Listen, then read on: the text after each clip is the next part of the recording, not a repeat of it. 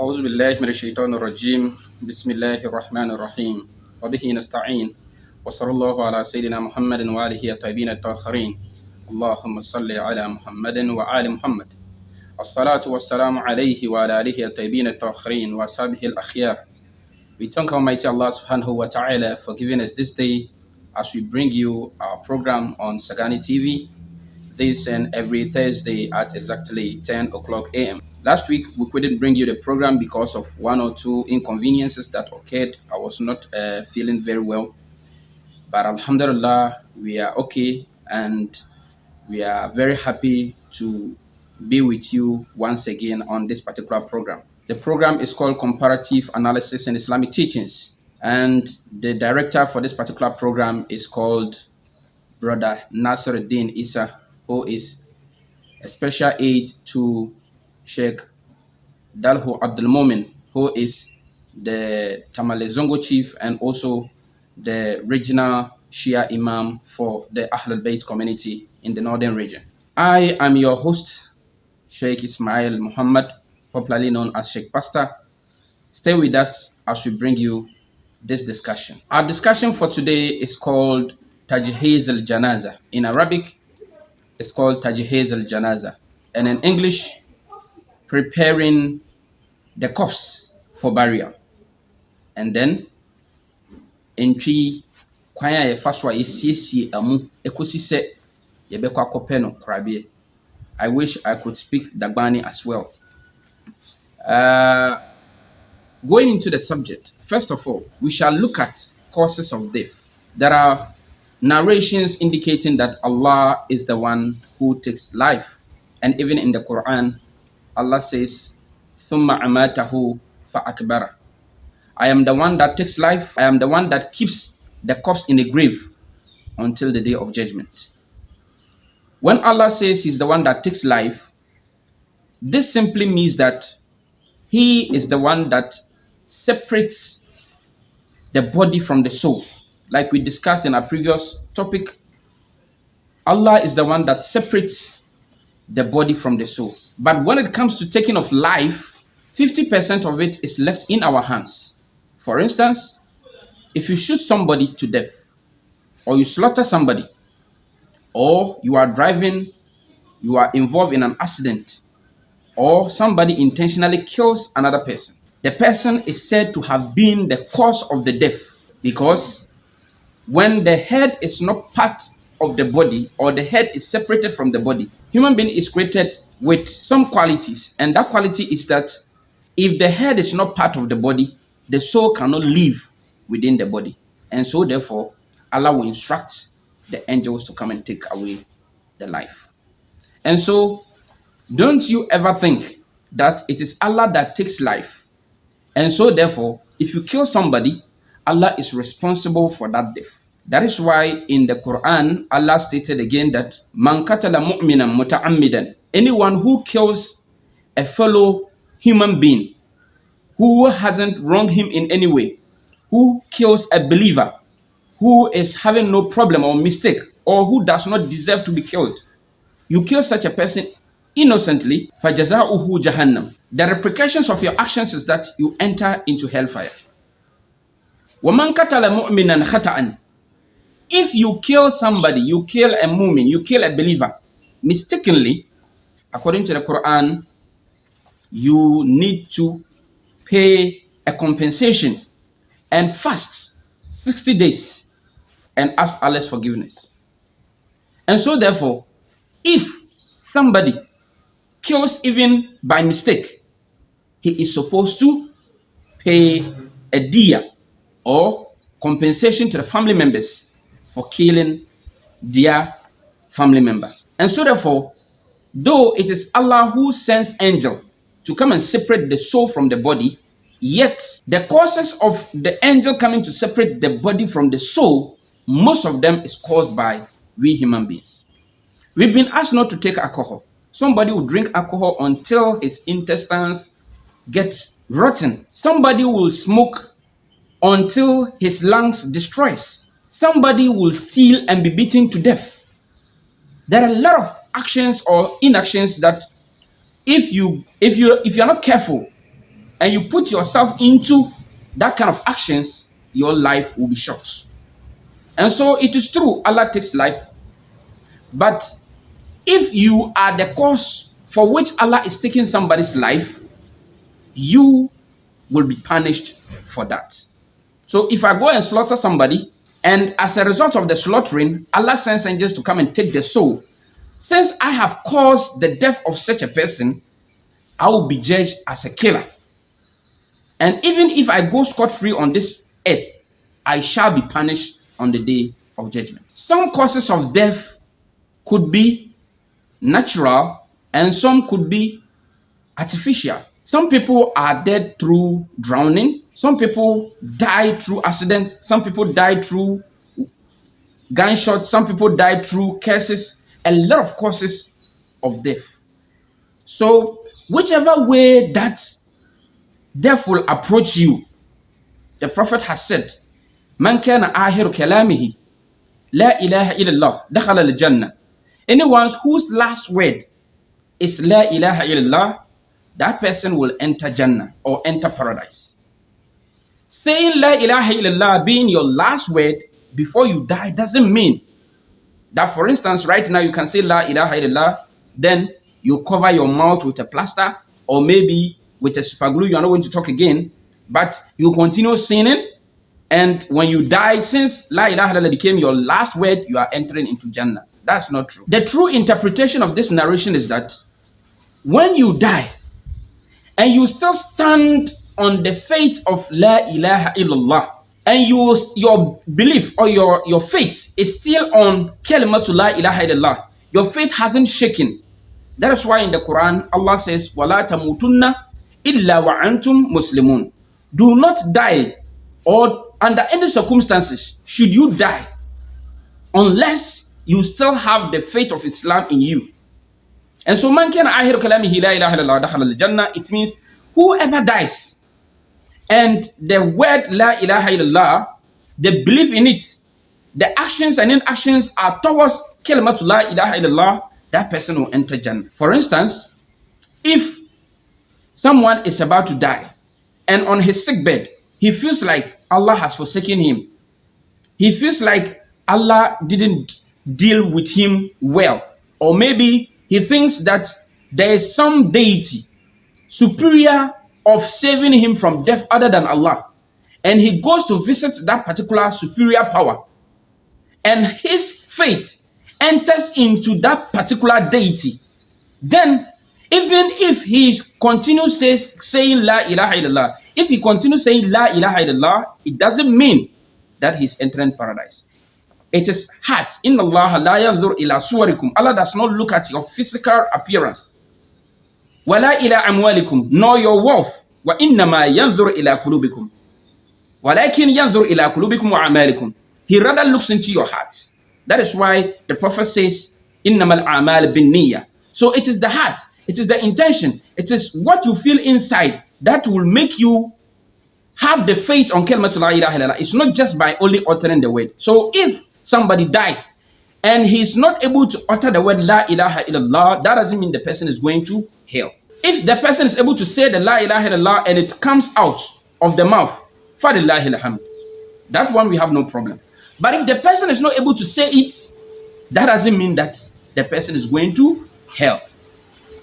If only the person's faith is still on kalimatu la ilaha illallah, then فَهُوَ يَدْخُلَ الْجَنَّةِ مَعَ الدَّاخِلِينَ. He will enter paradise with those who are going to Jannah.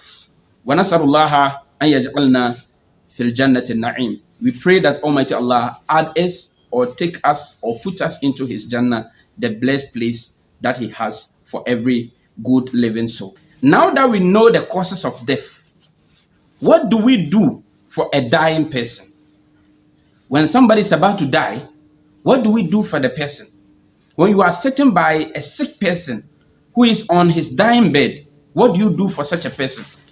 If, for instance, somebody gets accident and you have been assigned to go and stay with the person, you are the person giving him drugs, food, and anything, what do you do spiritually for such a person who is on his dying bed?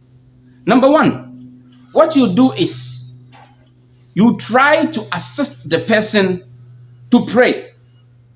When it's time for prayer, when somebody is sick, you make sure that you lie the person for his feet to face Qibla, so that you raise his head with a pillow so that he could be facing the Qibla direction. So when it's time for prayer, you assist the person to perform ablution. If the person has eased himself, maybe he has urinated, or maybe there are feces, or maybe there are certain things which is impure around the person, you have to clean all these things. You put a hanky, or let me say a napkin with water, then you wipe the whole body of the person, then you help the person perform ablution.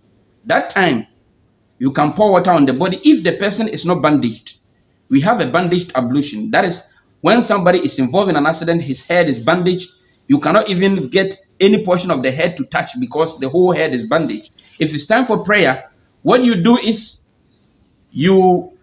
when you are performing ablution and you reach the head, you use your moist hand or your hand that is already wet to wipe the head.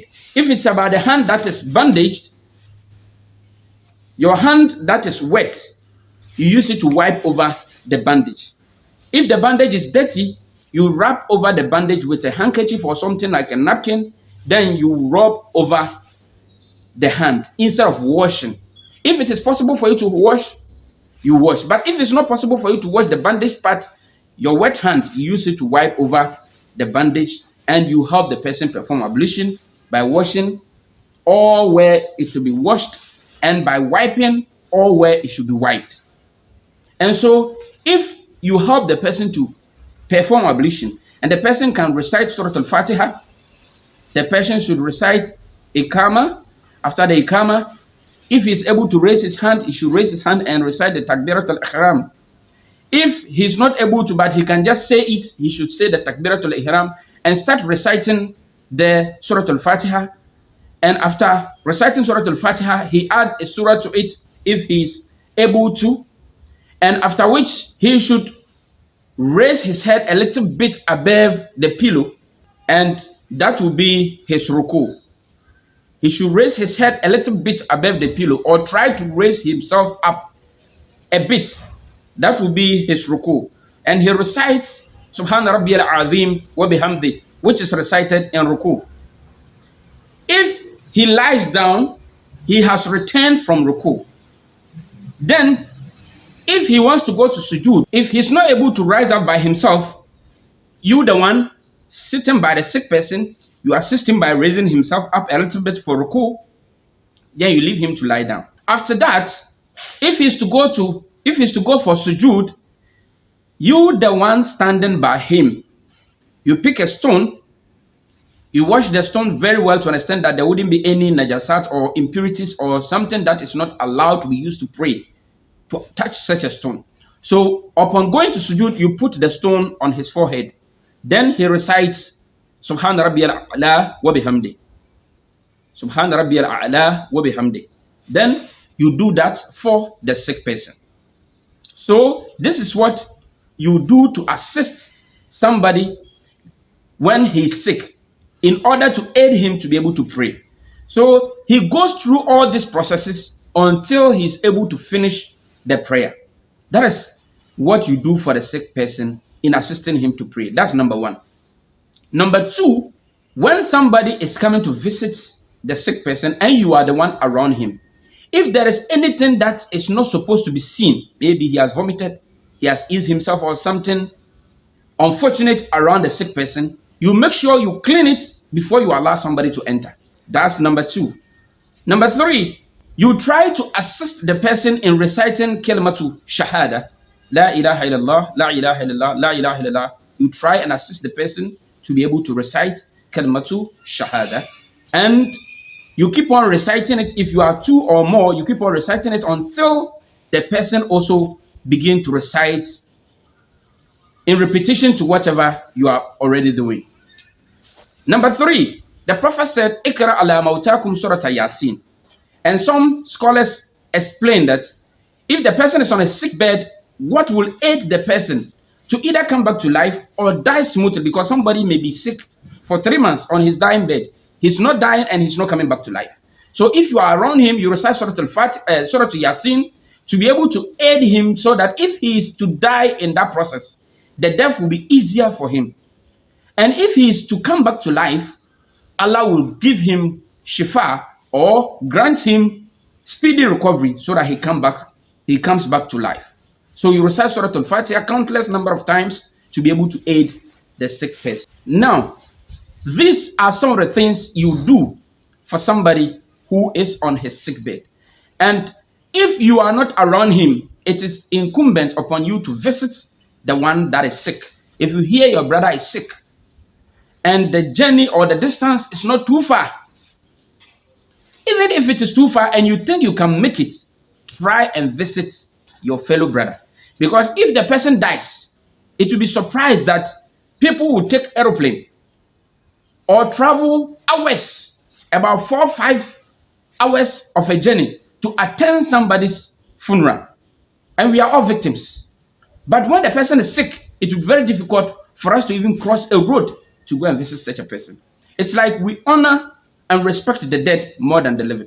For instance, if you know me and I'm sick and you don't come to visit me, and for instance, I pass on or I die, and you are now coming for my funeral, you will get to realize that everybody around doesn't know you. Maybe I am the only person that knows you, yet you are coming to meet my absence.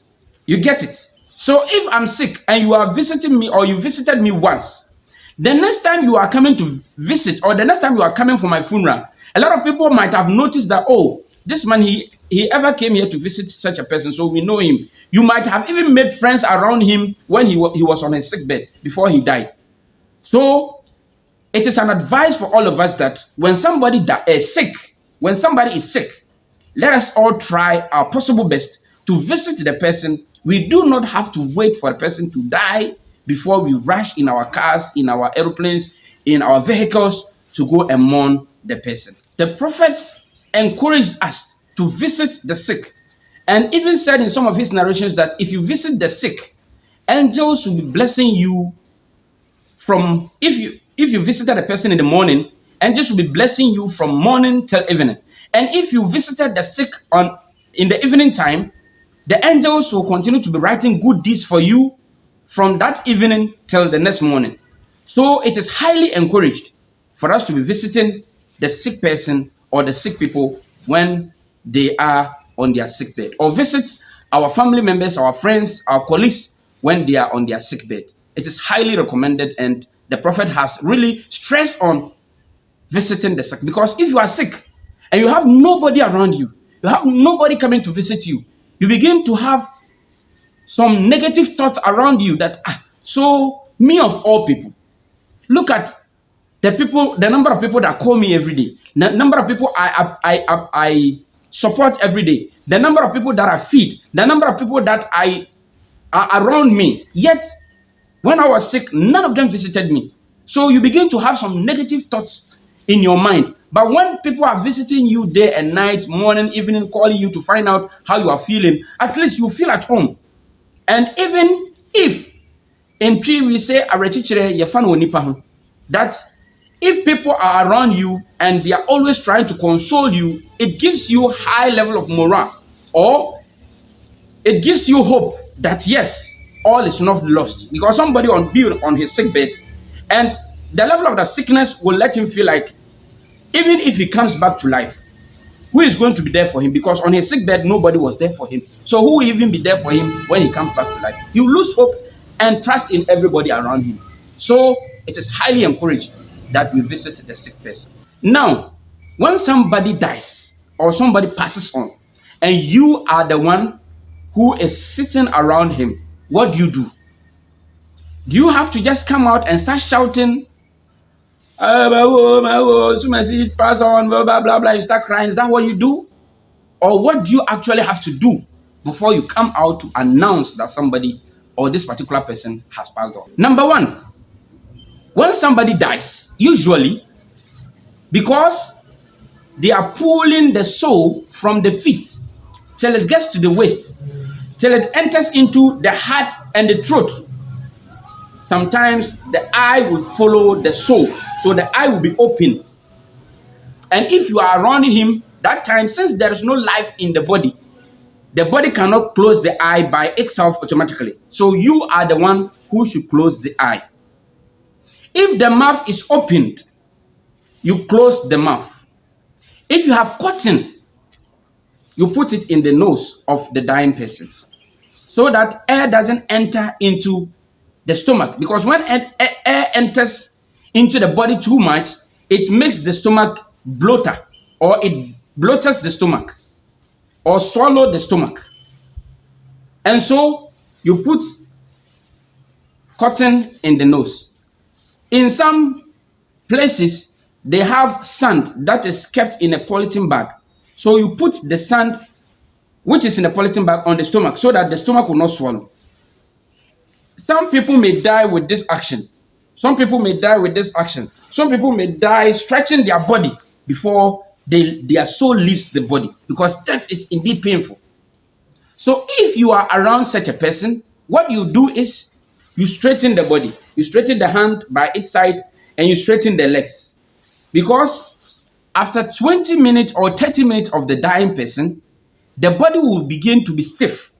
And if the body is stiff and the body is like this, it will be very difficult for you to straighten the body again and put the person into the coffin or into the grave. So what you do is you straighten the body so that the body can lie straight. And then if the person during the process of death vomited or urinated or feces came out of the body or blood came out of the nose or in the ear or in the eye, you clean all these impurities or all these dirty things around the person. If there is the need for you to change the dress he was wearing or the person wore before the death, if it is possible, because it might be dirty, you change everything, you put on a new one without looking into the person's private parts, then you can now come out and inform people that Mr. So and so, Madam so and so has passed on.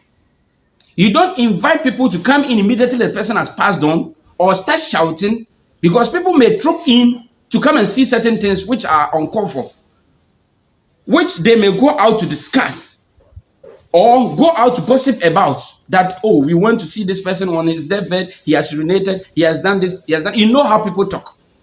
So before you go out to announce the death of a person, you make sure that you take care of all these things before you go out to announce the death of such a person. Now, what are the signs of a dead person? Because usually, some of we the Muslims, we bury people even if they are not dead. Because we are told that we have to rush the body to the graveyard. So sometimes even if the person doesn't breathe for, let's say, 5 minutes, oh, by the time the person realizes he is inside the grave struggling. A lot of people are buried, but they were not dead. Some people have just collapsed. Some people were in coma, but we buried them. So we have to know the signs of a dead person. What will let us know that this person has actually died? Because what I'm saying, it has ever happened to a scholar who wrote a tafsir. And the introduction of the tafsir, he stated that he was buried, he was sick, and the family members around him came to feel him. He was not talking, they called him, he was not responding, and then they started preparing him for burial. So they buried him, and in the night, there was somebody in the town who used to go to graveyard to steal the shroud and sell. When somebody dies and they bury the person, he goes there, dig the grave, remove the shroud, and go and sell. So that fateful night, he realized that a new person has been buried. So he went there in the night, dug the grave with the intention of removing the shroud. When he dug the grave to a particular level, after opening the wood that is covered on the body, because we the Muslims, our grave is dug in two forms. we dig a very big one and we dig a small one inside, and we cover when the body is placed in the small one inside, then we cover it with a wood before we put the sand on it. Sometimes too, we dig it alongside or one of the sides of we dig a very big one. Then after we dig the big one, we dig the sideways of it, and then we keep the body there. Then we cover it with a wood or something that can cover the place before we put the sand on. So when he removed the wood, the body or the person in the graveyard held his hand. And when he held his hand, he started running, and he was shouting inside the grave that I'm not dead. Come and save me. Come and rescue me. I'm not dead. So what happened was that since he has been doing this in the grave for a very long time, he was courageous enough to come and remove him from the graveyard. And when he removed him, he told him he should go back to his home, inform the family that he wasn't dead before he gets there. Because if they should see him, they'll all run away because they know they've buried him. So he should go and inform them that this is what happened.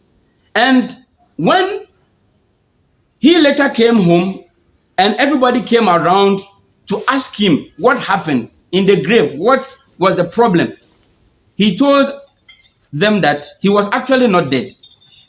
He just went in coma. He just went into coma. And unfortunately, they rushed to bury him. So when they kept him in the grave, that was when, because of the heat, that was when he gained consciousness.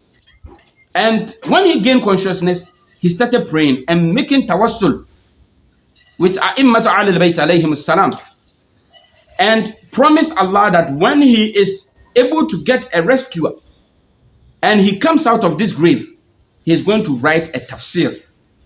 He is going to translate, he is going to interpret the Quran and do thorough exegesis of the Quran and share it for people to benefit from the interpretations of the Quran. And in the preface of the Quran, the tafsir that he made, that was the story he wrote there before he started his tafsir. You are thinking of who this particular scholar was? He's called Shaykh Ahmad ibn Abi Talib at-Tabarsi, or popularly known as Sheikh Tabarsi. He is the scholar I'm talking about. You can go and read more about him and how he was rushed into the grave when he was not even dead. So a lot of Muslims, we bury people when they are even alive.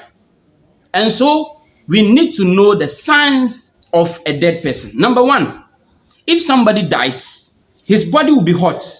And for about 30 minutes to 1 hour, the body will start becoming cool.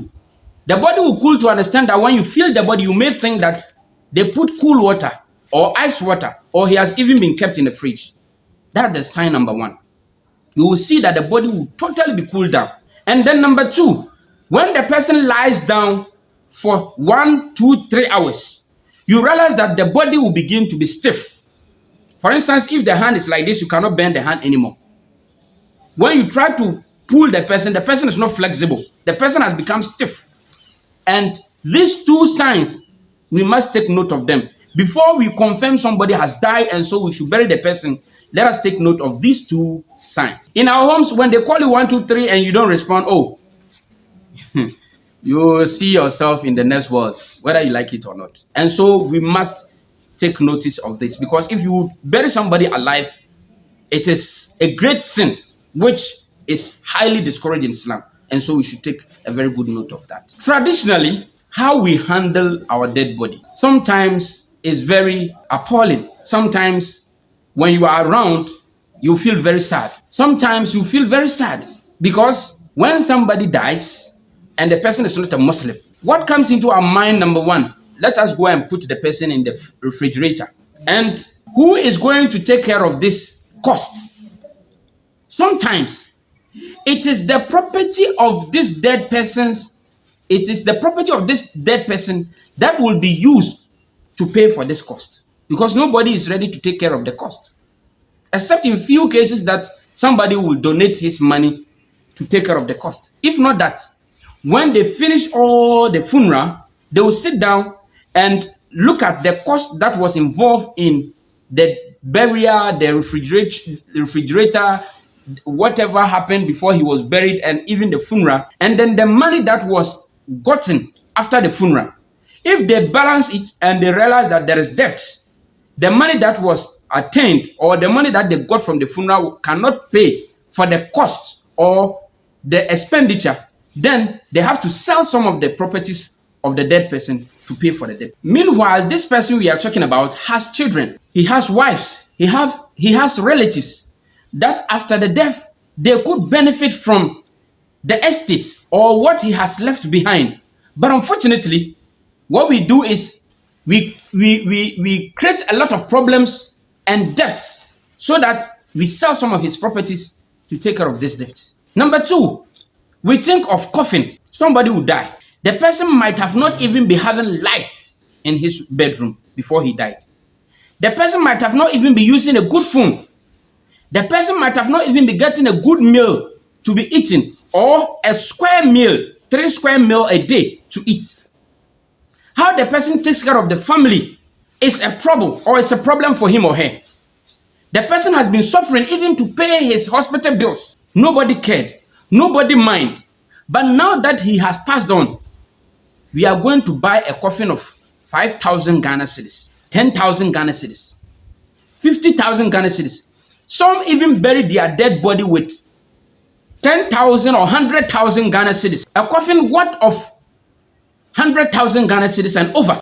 When this money can put up a school for students to benefit, can take care of orphans, even if the person did not leave an orphan, there are a lot of orphans around that we can take care of them. We can use some of the money to train people in carpentry, in masonry, in tailoring, or any other field. But we will spend this money to go and buy this coffin. And when we get to the graveyard, after the burial, we destroy the coffin. Because the notion is that if we leave the coffin undestroyed, somebody will come and uproot it and go and sell. So usually, you see them buying expensive coffin, but when they get to the graveyard, they destroy it after the burial. So when they put the coffin inside, they use hammer or certain things to destroy it before they put on the sand, which is very sad, which is something that is supposed not to be entertained. So after the refrigerator, after the coffin, then now we are going to talk about organizing the funeral. How many times do we want to organize the funeral? Are we going to organize 3 days, 1 week, 1 month, 40 days, 1 year, or what? We shall think of 1 week celebration, even when the person is still in the mortuary or in the refrigerator. After the 1 week celebration, he has some relatives in Accra. He has friends in Kumasi and in America. So what do we do? What we are going to do now is let us demolish the house where he was living and build it again. It's quite surprising. When he was alive, he didn't get that particular finished house to live in. But because of his funeral, friends will come. It will be a disgrace because you are a rich man in Accra. You are in a big company in the US, and you don't even take good care of your father. But now that you are coming to organize your father's funeral, you are very sure that friends will come. And when they come, you will feel ashamed. Because why is it that as a big man like you couldn't even put up a good structure in your own village or in your own house? So that is when you are going to send money, build this, paint the house, change the roofing sheet, do this, which we could have done this for the person who has died to have benefited from it before passing on. But we don't do it. We usually do it after the person has passed on. And when we are done with the cost of decoration in the house and everything, we are now going to employ people who are going to bath the body and dress the body and put the person in state. And they are also going to take some money. Some even circumstances, we employ people to come and cry. You see them seriously crying. Not that it is their family member, but they are going to be paid after the body is buried. So we employ people who come and cry. We employ people who come and bath the body and dress the people and dress the dead body and put the person in state. We design some flowers and other things, and we go to the graveyard, go and put cement on the ground, After we've dug the grave, we put cement on the floor. We decorate it very nice. We put the body inside. Then we put tiles on it. Try to decorate the grave to let it look so exceptional and original. In some communities, they put roofing sheet and everything and lights. Some even want to put air condition inside the graveyard. Meanwhile, when the person was alive, he didn't even had a fan. Those who are going to bath the body, it doesn't matter. Me, I've witnessed some. One of my fathers passed on, and those who were bathing him, they were ladies. And you see the dead body trying to cover the private part. If you have witnessed, if you are bathing somebody, and you the one bathing, if you are a female and you are bathing a male, you see the person, though the person is dead, but the hand will be covering the private part. You remove it and it will come back, which is very disgusting, highly disgusting. The person, when he was alive, he wouldn't allow such a person to see his nakedness. Why is it that now that he's dead, you allow such a person to come and see his nakedness? The respect that is given to people when they are alive, we should give equal respect to such person when the person passed on. So Islamically, when somebody passed on, and the signs of death is confirmed that yes, he has actually passed on, we arrange the whole place, put perfume in the room, clean every dirt around, change every cloth that is dirty or stinking. Then we come out to announce for people to come and witness that this person is dead.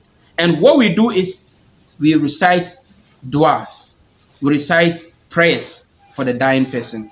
Immediately we realize that the person has passed on. Number two, when we are done, we inform the imam and the people around, the youth.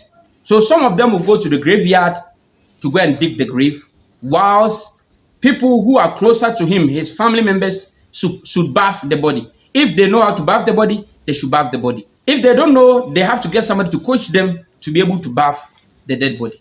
And how do we bath the dead body? We have a fruit or a leaf called cedar.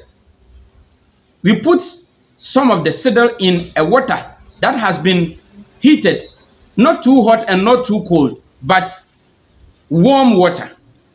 We put some of the cedar inside the warm water, and we use that cedar to bath the body by washing the head up to the neck. Those who are supposed to bath the dead body should be either 3 or 4. One should be the one bathing the body. Number 2 person should be the one helping him lifting the body, because sometimes you have to bath the back of the body. So you have to turn the body and bath the back. If one person cannot help, 2 people should help the one bathing the body, so there will be 3, so that they can be turning the body, so that water can touch any part of the body. And then number 3, there should be somebody who will be fetching water and be pouring the water on wherever the one bathing the body will be washing. And you have to get gloves. In the olden days, they sew some of the shroud in a form of glove. But now there are rubber gloves that we have to buy somebody, because sometimes the one who passed on might be having some sickness that led to his death. And that sickness might have been coming out of his skin through sweat when the person passed on, maybe through urine or maybe from the mouth. And you don't have to use your bare hand to be touching the body, so that because that sickness may transfer to you, the one bathing the dead body. So you will wear a glove. Then those who will be helping you lifting the body by bathing the back and everything, they will also wear gloves. The only one that will not be wearing gloves will be the one fetching water and be pouring it on you in order to bath the dead body.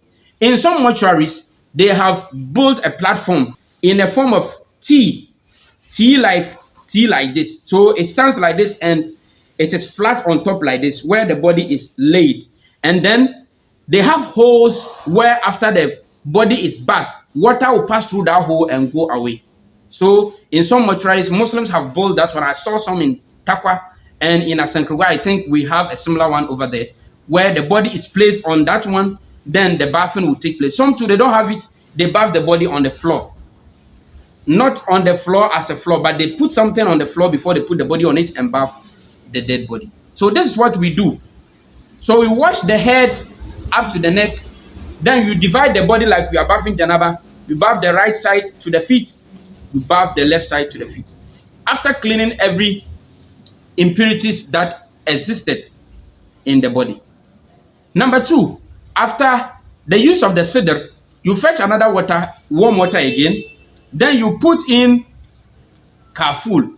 It's like camphor, but it's in a square shape. You get that kaful, you put some in the water, and you use it to bath it the same way you bath him for the first time. And then you get a warm water which is clean, no sidr, no kaful, no lafinta, nothing. Then you use that one to bath the body for the third time. When you do this, you are finished with ghusl janaza. So when you are done, you make sure that you those bathing the body, you don't see the nakedness. So before you bath the body, you put some cloth that is hard or opaque, because some of the cloth are very light to understand that when water touches it, it reveals the whole body for you to see when you are bathing the body. So you get a cloth that even when water falls on it, you will not see the nakedness of the person under it. And you use that one to cover the person. So whilst you are bathing, your hand will be under it. You don't open and see his nakedness. You bath the person, you bath around the person, and you make sure that all those bathing the body, you don't see the nakedness. When you finish, then you raise the person from where he was lying. If maybe there is water or anything there, you put the kafani on the floor. The kafani too, it is divided into three. One of them is from the neck to the ankle, and the second one is from the waist to the feet, and a very big one from the head to the toe. You get these three. So you cover the waist with number one. You can tear it with your hand. You don't necessarily have to take it to a tailor to sew it, because before tailors were using machines to sew, people were using their hand to tear it. So you can tear it, and then you wrap the body from the neck to the knee. After wrapping the waist to the feet, then you use the big one to cover the whole body, and you leave the feet. And then you use something to tie whatever you have wrapped, so that as you are picking the body, the cloth you have wrapped on the body will not be taken away by the wind. After this is done, then the next step is that you invite the family members in there to come and say their last prayer, their last respect.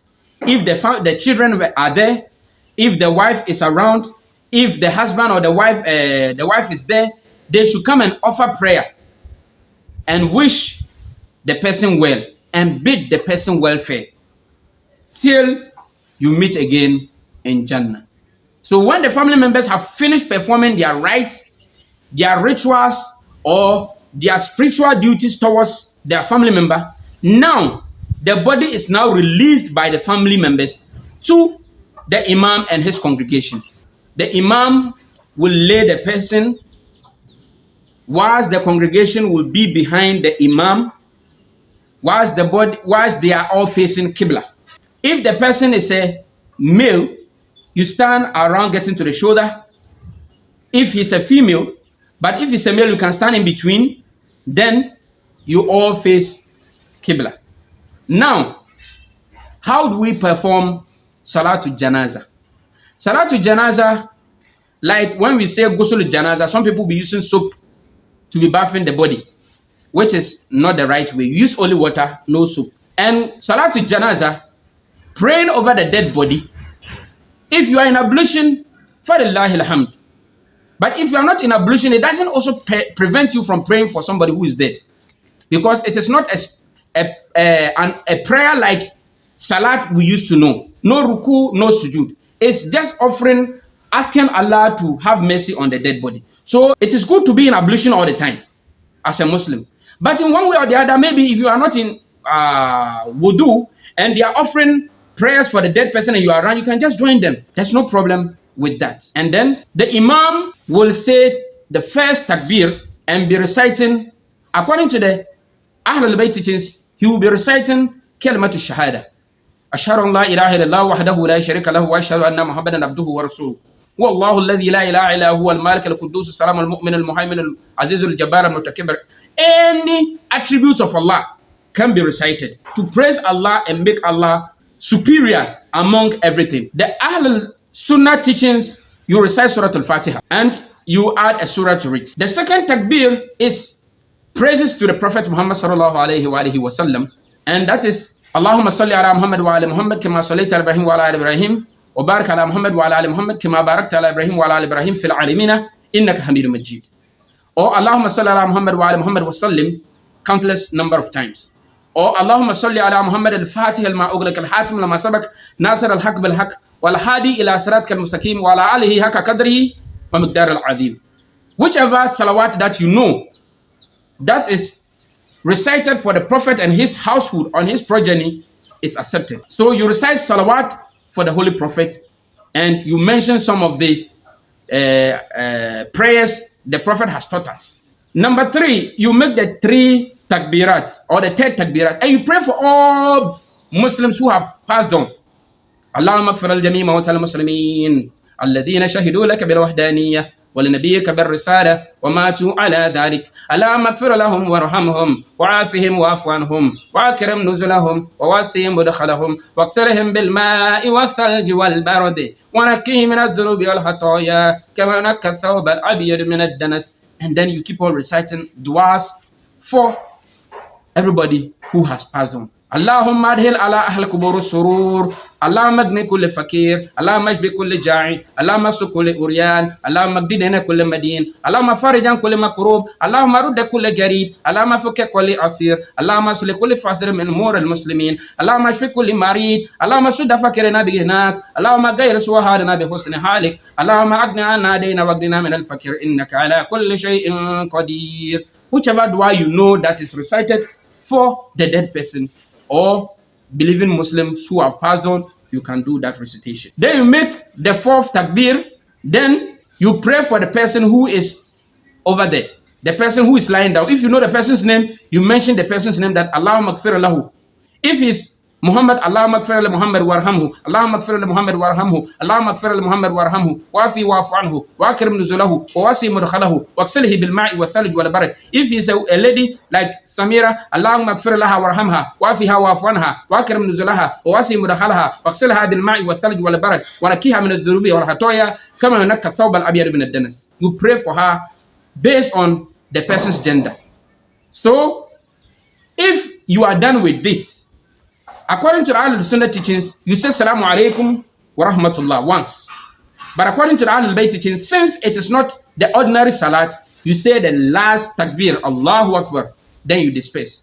If the person is a believer or the person's level of faith and Iman is so high to an extent that everybody is talking about him, you can even increase the Takbirat to 7 or to 9 and continue praying for him until you carry the person from the place to the graveyard.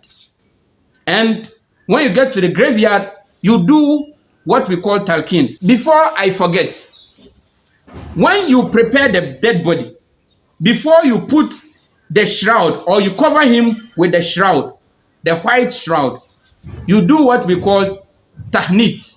And tahnit is you get a sand or a lavender, then you put it on his forehead, his palm, his feet, that is masajid al-sab'a, where he used to prostrate and be doing sujood.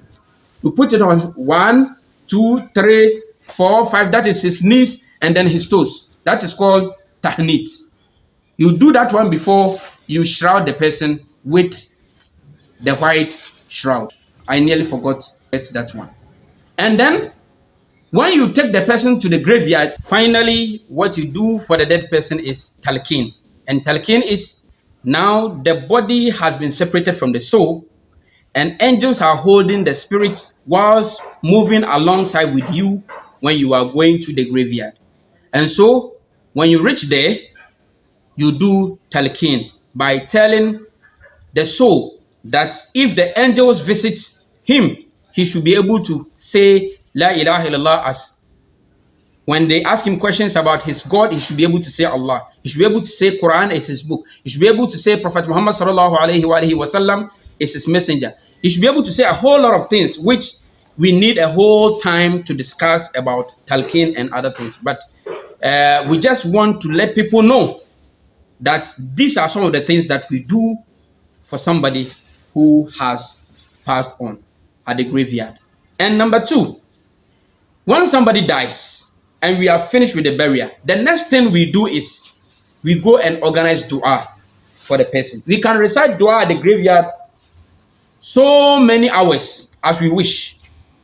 But if we think we cannot stay in the graveyard for that long, we get to the house and we organize series of du'as for such a person. The dua can be recited at any time, even in your prayer. The Prophet said, "Iza mata ibn Adam in kata amalahu illa min thalathin." If somebody dies, all his deeds comes to an end except three things. The first one is sadaqatu jariyah. That is, you do something good, like you build a school, you build a madrasa, you dug a well, people are drinking from it, you bought Quran, you shared for people, you educated somebody, the person is also now able to take care of his family. The good deeds continue. You do something good that continues to benefit people. That is sadaqatu jariyah. You teach somebody good knowledge, maybe you teach somebody trade, you teach somebody how to be able to make life meaningful so that he doesn't steal, so that he doesn't fornicate before he gets something to eat. You train somebody for the person to become industrious. Even when you are dead, the benefits still come to you. You give birth to a good child, you train the child to become a very good child so that the person will remind you or remember you in prayers all the time. He can be praying for you in his salat every day. He can be doing fasting and ask Allah to give you the blessings of the fasting. He can be offering charity and ask Allah to give you the blessings of the charity. For instance, he can build a mosque and ask Allah to give you the benefits of the mosque, the blessings of the benefits of the mosque, or maybe do any other kind of good acts and ask Allah to send the blessings to you in your graveyard. And so this is what we do for somebody who has died. You can organize yearly dua. For instance, this year you meet to recite the Quran and you ask Allah to take the blessings to your father or your mother that might have passed on. Every year you can continue be doing it, or you invite scholars to come around, you make sadaqah, you do a whole lot of things that can be done for people who have passed on. We can equally visit the graveyard. We can equally visit the graveyard and be organizing prayers for them. Maybe yearly in the month of Ramadan, we can all move to the graveyard and organize dua so that Allah will grant all those who have passed on, Allah will grant them peace and tranquility in their graveyard until we meet again. And the soul, just as Allah said, "Thumma amatahu fa akbara." I'm the one who takes life and I'm the one who buries the dead body. Burying the dead body means we bury the physical body in the ground, but it is Allah who buries the soul in the grave of the soul or in the spirit of the souls until the day of judgment. And that place is called Alam al-Barzakh. That is, وَمِنْ وَرَائِهِمْ بَرْزَخٌ إِلَى يَوْمِ يُبْعَثُونَ. After our life on this planet and we are kept in the grave, the body will be kept in Alam al-Barzakh, the world of the spirits, the world of the souls, until the day of judgment. This is what I think we have for you today because of time. Next week when we meet again, we will be able to bring you an exciting discussion once again. If care is not taken, we wouldn't be able to continue this program because our funds have finished. You don't have money to continue the program again. So we are appealing. A lot of people have called that they want to support, but we've not seen their contribution yet. We are praying that those who have promised should help us. Those who are yet to promise should also try their possible best so that they can support us to be able to keep this program running every week on your screens. Our director for this particular program is Brother Nash or Brother Nasiruddin Isa, who resides in Tamale, special aid to Sheikh Abdul Mumin Delho in Tamale. You can call our numbers on the screen if you want to send us money or contribution on WhatsApp, Momo or anything. You can send us your contribution so that you'll be able to pay and then keep the program running. Until we meet again next week, I am your regular host, Shaikh Ismail, Pastor, and may Almighty Allah bless us all and grant all gone souls Jannat al-Firdaus. Wa sallallahu ala Sayyidina Muhammadin wa alihi at-tayyibin at-tahirin. Allahumma salli ala Muhammad wa ali Muhammad wa ajil farjahum.